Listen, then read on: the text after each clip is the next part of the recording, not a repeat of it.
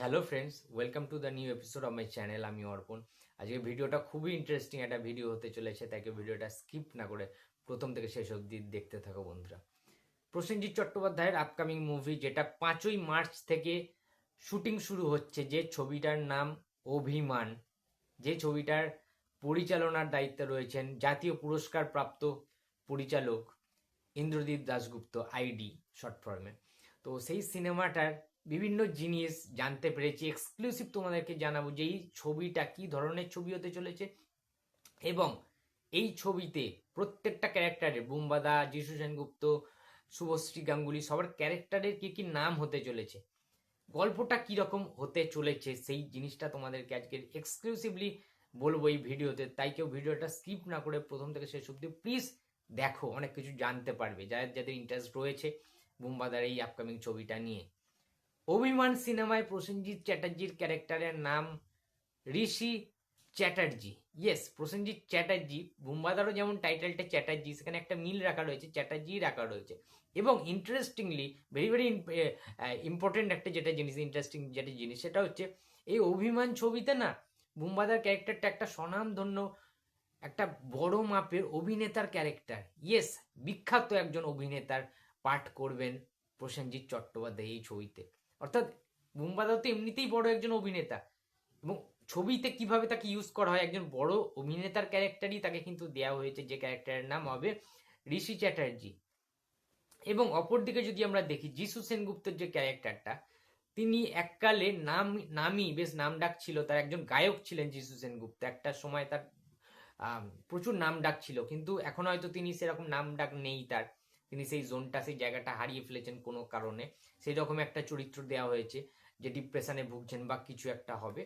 সেই যিশু সেনগুপ্তর ক্যারেক্টারের নাম হবে এই অভিমান ছবিতে আকাশ চ্যাটার্জি। ইয়েস, এখানেও টাইটেলের মিল রয়েছে দুজনের।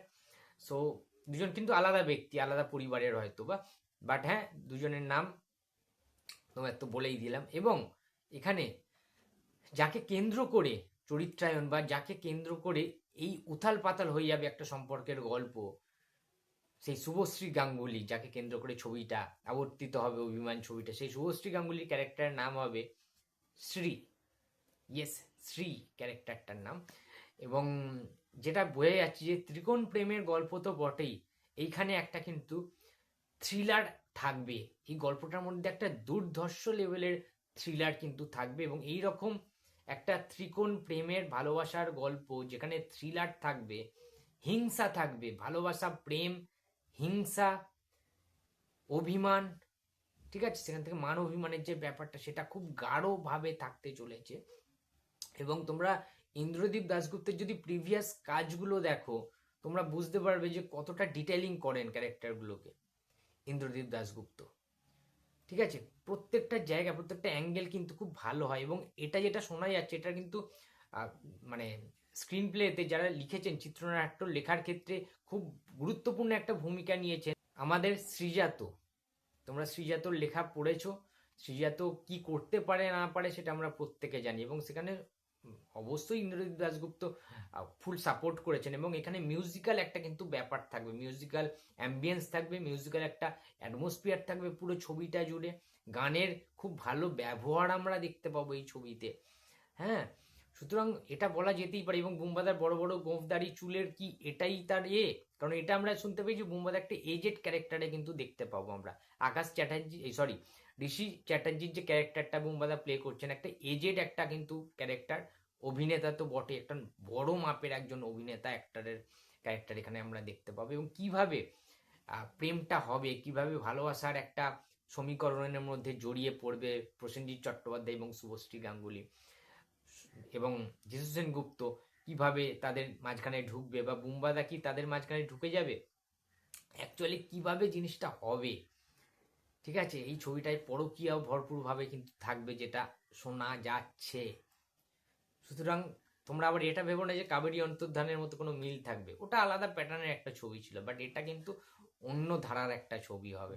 কিন্তু আমি চাই যে এই ছবিটা যেন খুব ফাস্ট এগোয়, ওই ঝিমানো আর্ট ফিল্মের মতো স্লোলি, ঠিক আছে, একদম স্লোমো টাইপের যেন না হয় ছবিটা, মানুষ যেন বোরিং ফিল না করে, একদম কমার্শিয়াল ভাবে ভালোভাবে যেন পাওয়ার প্যাকড থাকে, স্টোরি টেলিংটা যেন খুব ধারালো হয়, খুব মসৃণ হয়, ঠিক আছে, দেখে যেন ভালো লাগে, যেন ডিপলি আমরা ফিল করতে পারি সব জিনিস।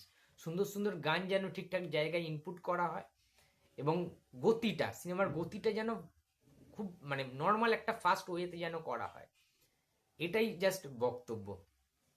কারণ কি হয়, যদি স্টোরিটা টাইট না হয় তাহলে সেই অতনু ঘোষের ছবির মতো হয়ে যাবে, রবিবারের মতো, যেখানে আমি খুব হতাশ হয়েছিলাম যে ছবিটা দেখে, যেন ওই রকম না হয়, আমি এটা বলতে চাইছি, ঠিক আছে। তো অনেক বেশি আশাবাদী আমাদের যিশু সেনগুপ্ত এবং সৌরভদার প্রোডাকশন হাউস থেকে ফার্স্ট কাজ হতে চলেছে, যে প্রোডাকশন হাউসের নাম ওয়াই সো সিরিয়াস। তো তাদের পথ চলা শুরু, এবং যেভাবে গল্পটা শুনছি, গল্পটা স্টোরি টেলিং হতে চলেছে, সেটা কিন্তু অনবদ্য, এবং এই বছরের শেষে কিন্তু এই ছবিটা রিলিজ হতে পারে, অর্থাৎ ডিসেম্বর মাস নাগাদ এই ছবিটা কিন্তু আসতে পারে, এবং এই মাস থেকেই জাস্ট দুদিন পর থেকে শুটিং শুরু হয়ে যাবে, 5ই মার্চ থেকে, সেটা তো তোমরা আগেই তোমাদের বলে দিয়েছি।